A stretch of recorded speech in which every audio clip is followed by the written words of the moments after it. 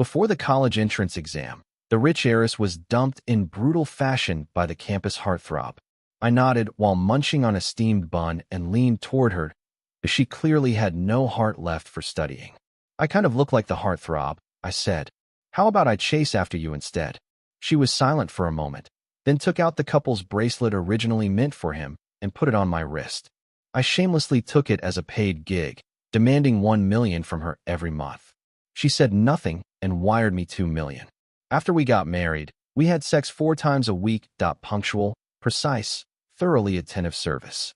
Everyone said Miss Voss had finally found true love. Until that day, the assistant quietly told me that the new special assistant around President Voss, rumor has it, was the campus heartthrob back in the day. Sir, it seems President Voss really likes him. She even gave him your favorite lounge. Chapter 1. I'm into Charlotte Voss purely for the money.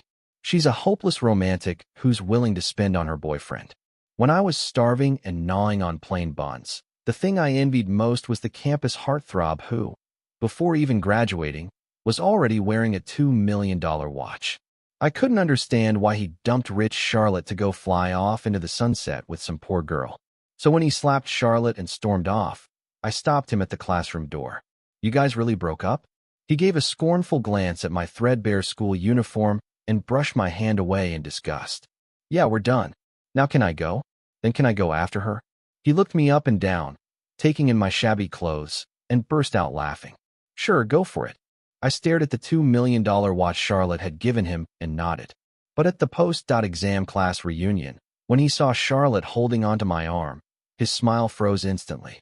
When she went to the restroom, he dedicated a song to me. When the lyrics played, calling someone a cheating bastard, that the whole room went silent. Everyone stared at me. Ethan, you're such a piece of trash, Marcus sneered as he looked at me. I knew exactly what Charlotte saw in me, and I still opened a bottle of liquor and poured it over Marcus's head. Then I casually took his watch. You made a bet, Sir Loser. Shouldn't have gotten engaged to someone else, Ethan. Marcus roared and lunged at me, but Charlotte threw herself in front of me and took the slap. She pulled me out of the bar without saying a word. The whole night, I thought. In the end, her heart still ached. But I knew exactly where I stood. I silently followed Marcus's Instagram. Every time he posted a new outfit, I bought the same one and wore it the next time. Charlotte and I had sexed. Every time she saw me in Marcus's style, the emotion in her eyes became unreadable. I knew she secretly still followed him. When she looked at me, it was like she was seeing her old lover. My buddies were furious on my behalf. After all, I was her husband, but I actually didn't mind. I asked her for $1 million a month. She sent 2. So I asked for 3. She sent 5. Even if there's no love in this kind of life, so what? I was born into a loveless, penniless family. As long as there's a chance to make money, I'll throw pride to the wind and go after it. As long as Charlotte was still interested in me, I had to play my role well. On our 1-year anniversary, Marcus posted a new photo on Instagram. He had tattooed a skull on his neck. I bit down hard enough to crush my teeth, enduring 10 hours of pain to get the same tattoo in the same spot. When Charlotte came out of the shower and saw the skull peeking out from under my purple shirt, she paused midway through drying her hair. What's wrong? Don't like it? Don't do that again, she said, then added, and throw out all your purple clothes. My heart sank. Purple was Marcus's favorite color. Did that mean she didn't like me imitating her crush anymore? Was my stand-in job coming to an end? I mean, it must have hurt, she said, flicking my forehead. Even if you don't copy him, I'll still give you lots of money. The next day, the housekeeper took away all my purple clothes. I never liked purple anyway. She filled my closet with black. I touched the fine fabric, so Charlotte knew I liked black. But if I stopped copying Marcus, what would happen to my role as her stand-in? So I tested her, asked for $8 million. She handed me a black card with no limit, custom designed for spouses. At a car expo with my friend, he asked curiously, didn't you say you'd cash out and bounce after 5 years? It's been almost 5. When are you divorcing her? I stared at the baby clothes in the shop window and fell into deep thought. Chapter 2. I had been Charlotte's stand-in for 5 years. So I had no idea what it meant to actually love someone. All I remembered was, before my mom left with another man, the one time she made me happiest was when she fashioned a rabbit for me out of foxtail grass. so I tried to crochet a rabbit using yarn. My hands were pricked and bloodied by the tools. I ruined several ugly attempts before finally getting it right. But Clara didn't seem to need it anymore. Because today was supposed to be one of our regular intimacy nights, and she was already half an hour late. I waited on the sofa until I fell asleep. Eventually, I was woken by a kiss. "Sorry," she murmured, sitting on my lap and wrapping her arms around my neck, kissing me fervently. The partner suddenly added new clauses. I came back a bit late. For the first time, I pushed her away. "When are you planning to divorce me?" She froze mid-breath. "What are you talking about?" I looked at her calmly. "I know he's back. You even gave him my favorite private lounge. The special assistant already told me. I checked out, it's no longer under my access." Her body tensed. "Clara, don't worry. I won't cling to you. I won't ask for much in severance either. Just give me." But she had already picked up her phone, her tone sharper than I had ever heard it. "Special assistant? What special assistant? What about the lounge? People get reassigned under me now without my consent?" On the other end, the HR director's voice trembled. "President Lin, he showed us old photos of you too when you were dating. He said Mr. Ethan stole his woman. And well, Mr. Ethan does look a lot like Mr. Gavin. And those pictures, they really were of you. So we thought you approved." Clara's face turned ice cold. "Blacklist Gavin from every industry connection we have. Within an hour, I want the lounge access restored to my husband. Also, go pick up your final paycheck." HR tried to explain more, but she had already hung up. I looked at her, stunned. She turned and wrapped her arms tightly around me, kissing me with a desperate intensity. "I'm sorry. I didn't know. I wasn't at headquarters these past days." That I believed she was always traveling for work, domestic and international. But no matter how far she went, she never once missed our 4 times a week schedule. Still, I wasn't completely reassured. I held her waist tightly. "You blacklisted your crush. Aren't you afraid he'll be heartbroken?" "What crush?" She kissed me until I was breathless. "I only have you. Is this your way of showing your true feelings?" "Yes." "Then, Clara," I leaned in and kissed her softly. "What am I to you?" She paused, then answered with even more fervor, "My husband. The man I love the most." My body trembled. "Then I'll really start acting like it from now on. You should have from the beginning." That night, I gripped her waist and didn't sleep a single second. Chapter 3. My handmade crafting skills had improved. The old one I unraveled was remade into a bigger, cuter rabbit. But then my buddy sent me a video. In the footage, Clara had just wrapped up a business meeting at her villa in City A. She walked past Gavin holding a black umbrella. Since being blacklisted, he had nowhere to go. He couldn't even afford rent. His entire body was soaked, his purple shirt clinging to him and outlining his attractive figure. He stood in the rain, teary-eyed, gazing at her. "Clara." Gavin's voice trembled. Clara paused for half a second, then kept walking without even glancing back. "Clara, have you forgotten what we had?" Even as he called out to her, she never looked back. I let out a sigh of relief. Seemed like she knew where her loyalty lay. But I never expected Gavin to be so stubborn. The rain poured all night, and he stood downstairs the entire time until he collapsed. That's when I saw a black umbrella appear in view. Gavin opened his eyes with effort, looking up. Clara stood there completely dry, her pale face expressionless, but the umbrella tilted slightly toward Gavin. The next day, Clara flew back to the capital as planned. Only the villa does she gave it to Gavin. "Ethan, what now?" "Clara's the type who only spends money on her men, remember?" My friend said. I thought for a moment. If she sees me as her husband, then I'll just have to act like her husband. That very day, Gavin was kicked out of the villa. And that night, Clara didn't come home. Since we got married, it was the first time she'd ever missed our designated intimacy day. I called her over a dozen times. She didn't answer. The next day, she came home exhausted, her eyes bloodshot. "Did you have Gavin thrown out?" I didn't avoid the question. "Yes." "Who gave you the right to be so unreasonable?" Her accusatory tone caught me off guard. I looked up. "Are you saying, as your husband, I should tolerate your ex-up boyfriend living in one of our properties?" Clara said nothing. She just frowned and threw me a video. In it, Gavin was being dragged into an alley by a dozen men. His fingers were broken one by one, his mouth full of blood. If I hadn't gotten there in time, Gavin would have jumped into the river by now. Clara's voice quivered. I stared coldly at the screen. What do you want me to do? Go to the hospital, apologize to Gavin? Clara. I pushed the phone back toward her. I'm not apologizing to your side piece. Side piece. Clara clearly hadn't expected me to say that. A smirk curled on her lips, one I'd never seen before. If anyone's the side piece, it's you, isn't it? My breath caught. She didn't care about my shock. She turned and left.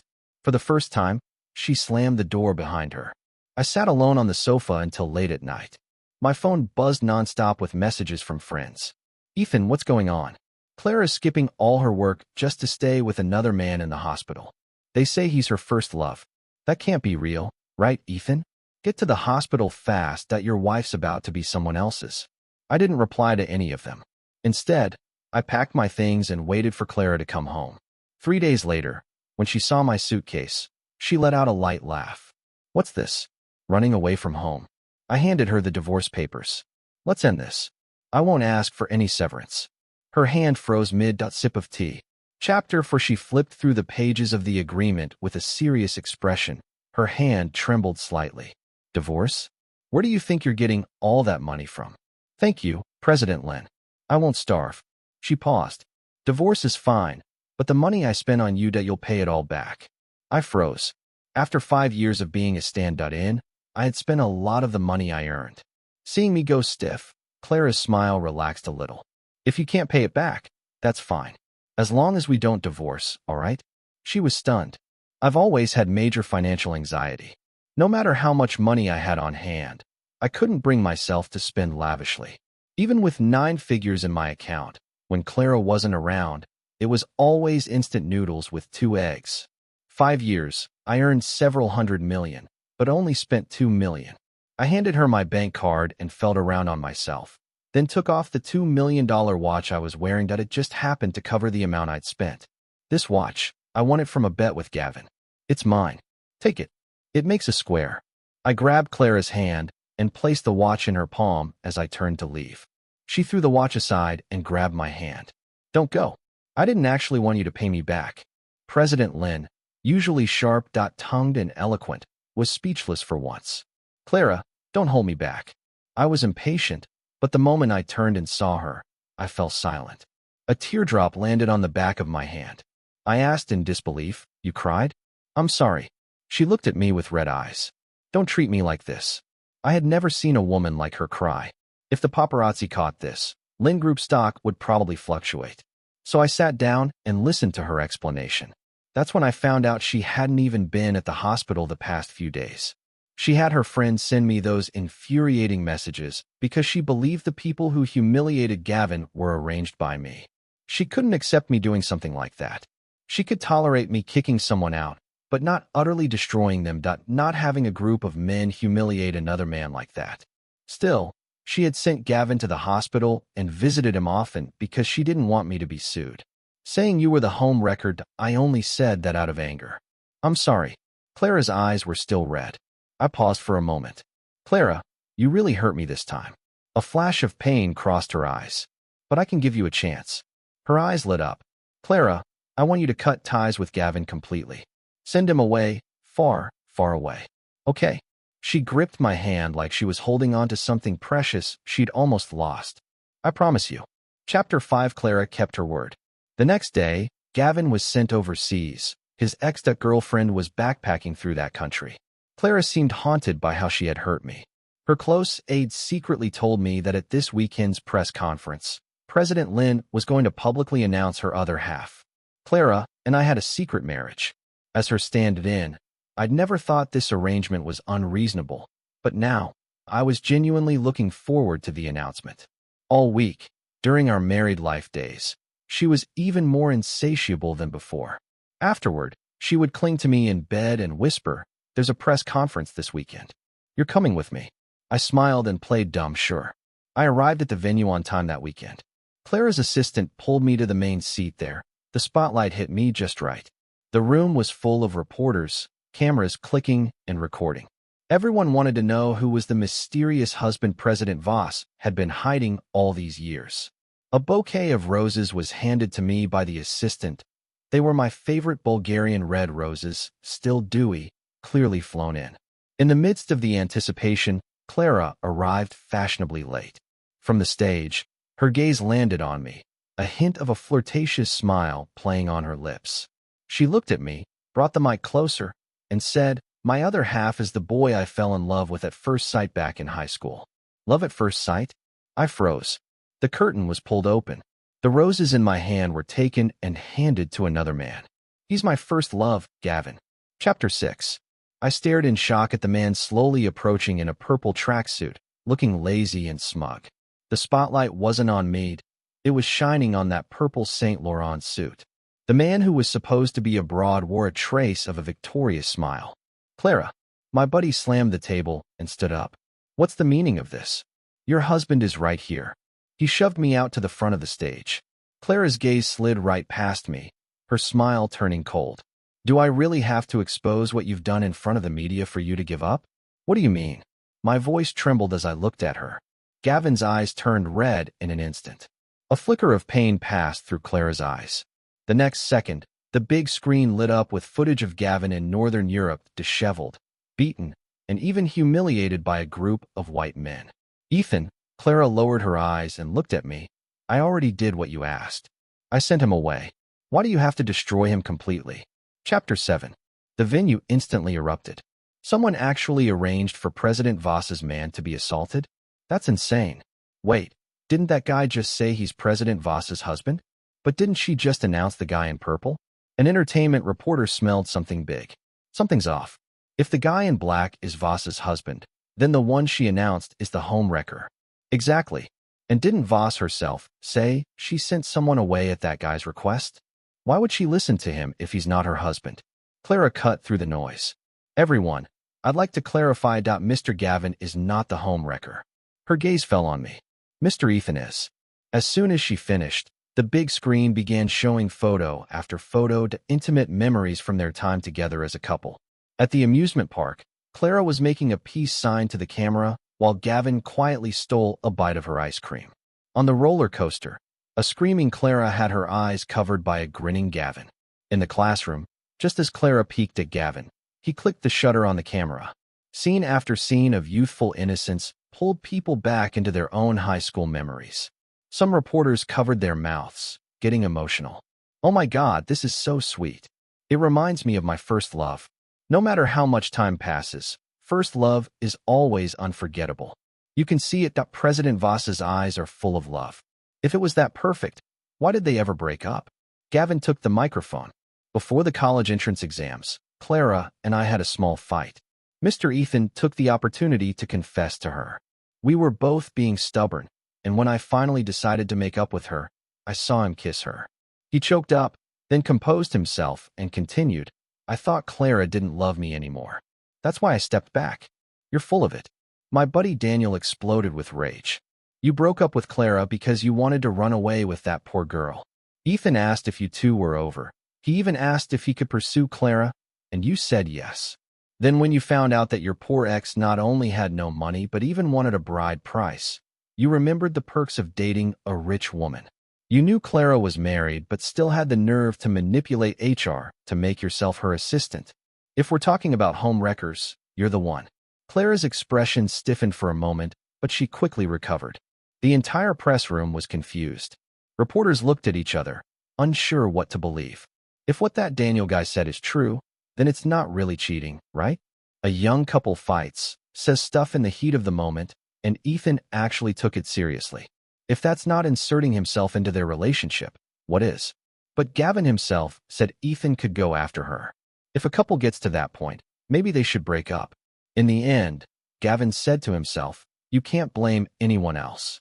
Gavin hadn't expected things to escalate like this. He tugged at Clara's sleeve awkwardly. "Clara, we didn't actually break up back then, right?" Clara seemed lost in thought. Then she looked at me with a complicated expression. I clenched my fists. "President Voss, at the time, what we had was mutual, wasn't it?" She frowned slightly, then slowly took the microphone. "Yes, Gavin and I never officially broke up. It was all just a misunderstanding from years ago. If we hadn't met again after all this time, I might have lived in the dark forever." The entertainment reporters immediately pounced on the truth. So basically, Ethan took advantage of their fight and kissed Clara. which made Gavin give up and move on. Then Clara saw Gavin with someone else and settled for Ethan. Neither Gavin nor Clara denied it. The cameras turned on me instantly. A shocking scandal. 5 years of being the other man. Thank goodness President Voss and Mr. Gavin cleared up their misunderstanding. Or they might have missed out forever. Even his name, Ethan, sounds just as careless as he is. You all don't know what you're talking about. Daniel was furious and wanted to argue, but I held him back. I looked at Clara. So you really want to divorce me? She paused, then nodded. Of course. The room erupted in applause. Congrats to President Voss and Mr. Gavin for getting back together. After all the twists and turns, they were meant to be. Clara didn't respond. She just kept looking at me. I didn't know what kind of reaction she was waiting for. I simply nodded. All right. She looked stunned for a second. I grabbed Daniel and turned away, pushing through the reporters and cameras without looking back. When the divorce agreement was delivered to me, the aide who brought it along gave me a mocking look. Daniel couldn't hold it in. What are you looking at? We'll sign it right now and send it back. Ethan won't sign, the aide laughed. Who's going to give him that kind of money after leaving President Voss? This divorce agreement says Ethan leaves with nothing. He won't dare. Who says he won't? Daniel stomped his foot in anger. I quickly pulled him back and looked at the aide. I'll take the agreement. Let me think it over. The aide gestured politely. As you wish. As Daniel and I turned to leave, I heard him make a phone call. Yes, President Voss. Just as you thought. He's hesitating. Looks like bringing up divorce earlier was just a strategic retreat to gain the upper hand. On the other end, I clearly heard Clara let out a cold chuckle. But what she didn't know is that I really am going to sign it. Chapter 8. Back at the home that now belonged to just me, Daniel was stomping around in anger. Who does she think she is? First she calls you her husband.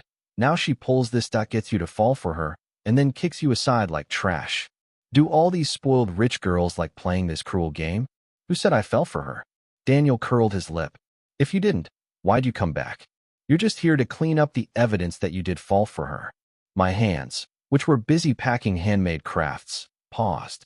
Then I pretended like nothing had happened and stuffed the woven rabbit into a storage pouch. I did not. Then I packed up my year-long love diary, photos of me and Clara, and the handmade ring I had crafted for her. I didn't want her to think I still loved her.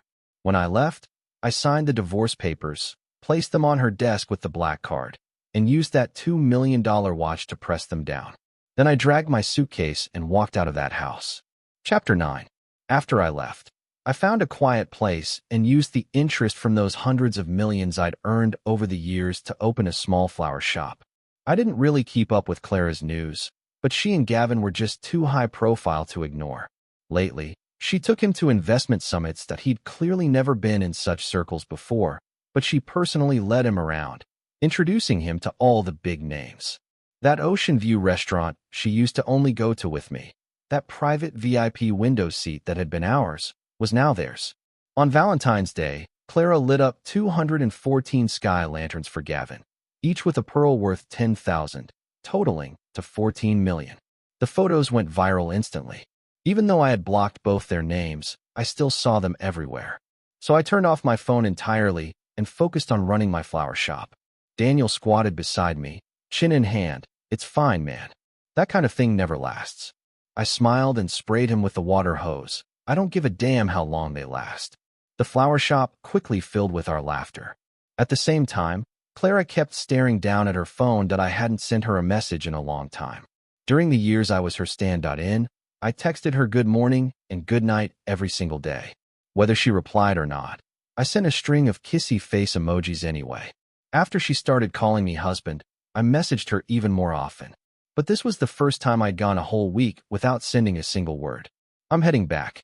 They had originally planned to stay out with each other until midnight on February 14th, but not even 10 o'clock had struck when she made an excuse to part ways with Gavin. It was the first time all week that she came back to the marital home we once shared. She thought she'd find me sulking inside, but when she opened the door, the first thing she saw was the divorce agreement pressed down on the desk with the watch. She flipped to the last page that every spot requiring my signature had been signed. She would never mistake my handwriting. I had really signed it. Her assistant beside her was dumbfounded. Clara grabbed her by the shoulders. Didn't you say he was in a strategic retreat to gain the upper hand? That he was just trying to get me to change my mind? Then why did he leave the card and the watch? I don't understand either. The assistant stared blankly at the black card I had left on the desk. Mr. Ethan shouldn't have been able to let go. Find him. Clara's voice was hoarse. Search the capital and all surrounding cities. Sweep them city by city. Check flights, trains that I want to know where he went. Yes, ma'am. But President Voss, the assistant couldn't help herself. Do you want the divorce or not? Clara froze. Chapter 10. I was in the back garden tending the soil when someone suddenly appeared behind me. Daniel, can you bring me the hose? After a moment of silence with no movement, I turned my head in confusion, only to be slammed against the wall. You'd rather be here planting flowers than be with me? What are you doing here? Isn't today Valentine's Day? I left the divorce papers for you. You actually signed them. Her breathing was shaky. I never wanted you to leave me. If I had known you'd really sign, I never would have used that to tease you. Tease me? I was stunned. She gripped the front of my shirt tightly. I was just throwing a tantrum.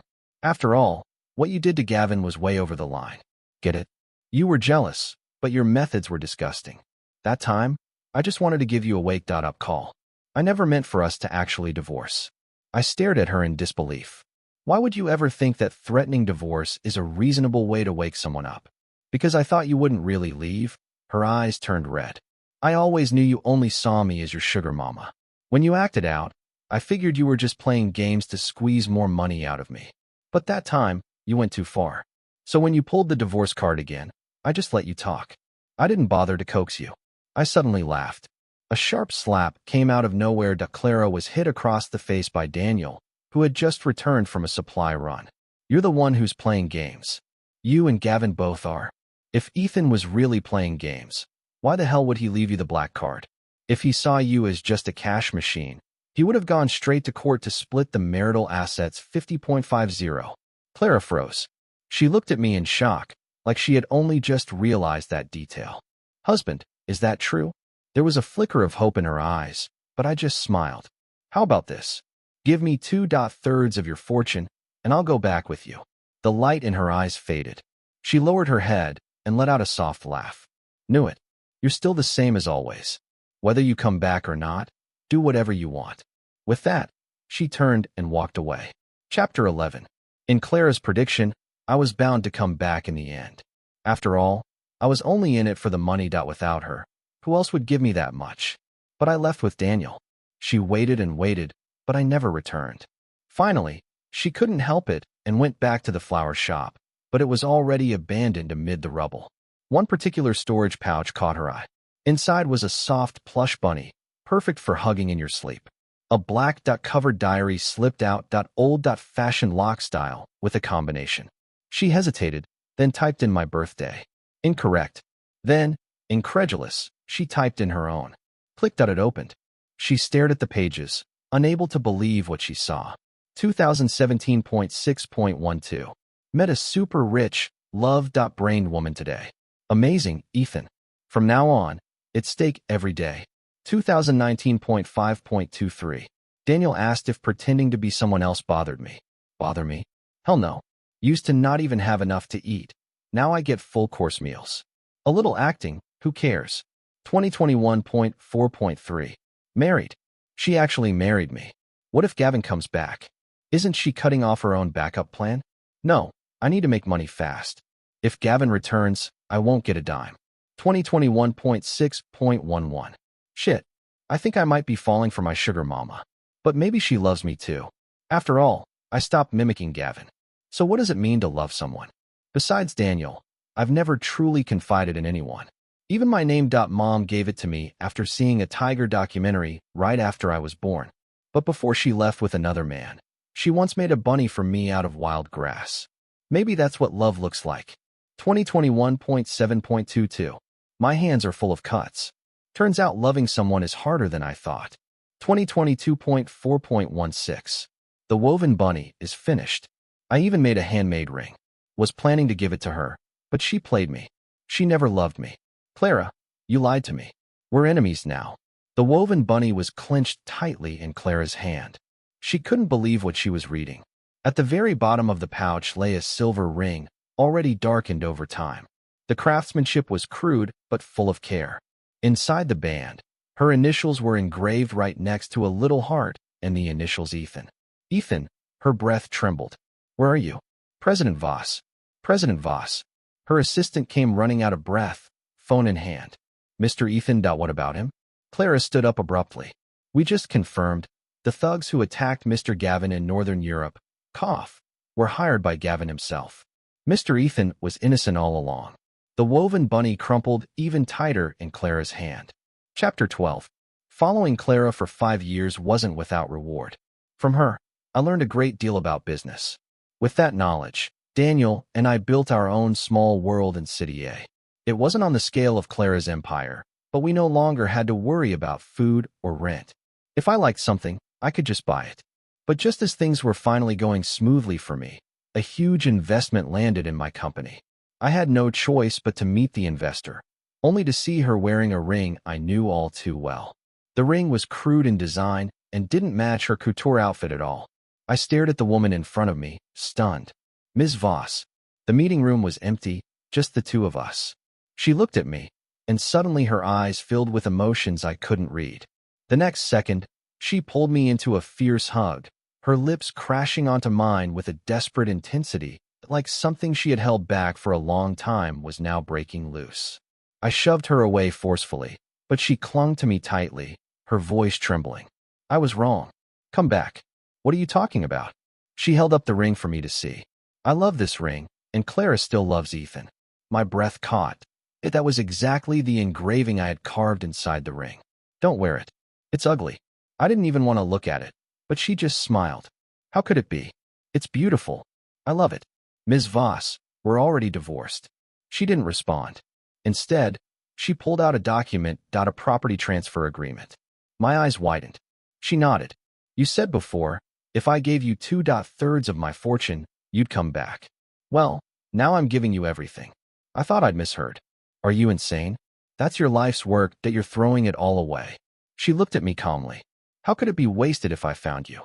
The pen in my hand froze. Then I threw it onto the table. Sorry, Ms. Voss. You can withdraw your investment now. Ethan. She grabbed my hand anxiously. You wanted money, didn't you? I can give it to you. No need, Ms. Voss. My tone was steady. When it comes to you, I don't want anything anymore. Ethan. There it was again, that familiar note of hurt in her voice. I turned, and sure enough, her eyes were red again. Don't be like this, please. Just take it. Don't treat me this way. Once upon a time, I might have been tempted by a fortune that big, but now that I could earn a decent living on my own, I no longer envied Clara. I no longer wanted to trade my emotions for money. Sorry, Ms. Voss. I slowly pried her hand off mine, then called out, Danny, show her out. Daniel, who'd never liked Clara to begin with, didn't hesitate. He brought in the full security team to separate her from me. Behind me, her voice sounded unusually desolate. My steps only paused for a second, then I walked out in my leather shoes without looking back. Chapter 13. Gavin still refused to give up. Even though his self-staged assault scandal had been completely exposed, and he was now penniless, he still believed that first love had lethal power. Once again, on a rainy night, he put on that signature purple shirt and stood outside Clara's building. Clara came out again holding a black umbrella, but this time, he didn't expect her to not tilt the umbrella toward him. Instead, she sneered coldly and ordered her people to tie him to a tree right there in the storm. Didn't you want to play the poor victim? Clara curved her lips. Let me help you out. No, Clara, I was wrong. Let me go. I'll leave right now. But Clara didn't listen. She turned and walked back into the house without a word more. That night, Gavin was struck by lightning. His body convulsed in pain as his eyes closed forever. And Clara never walked out of that house again. When people finally found her, she was curled up in a chair holding a warm, soft woven bunny. Beside her was an empty bottle of sleeping pills. She had left behind a will. She gave her entire estate to me. When I received the inheritance confirmation, I stood there stunned, staring at her lying peacefully in the coffin. My heart skipped a beat. Tears fell hard onto the coffin lid. I clenched my teeth. Clara, even in death, you still had to make it this hard for me.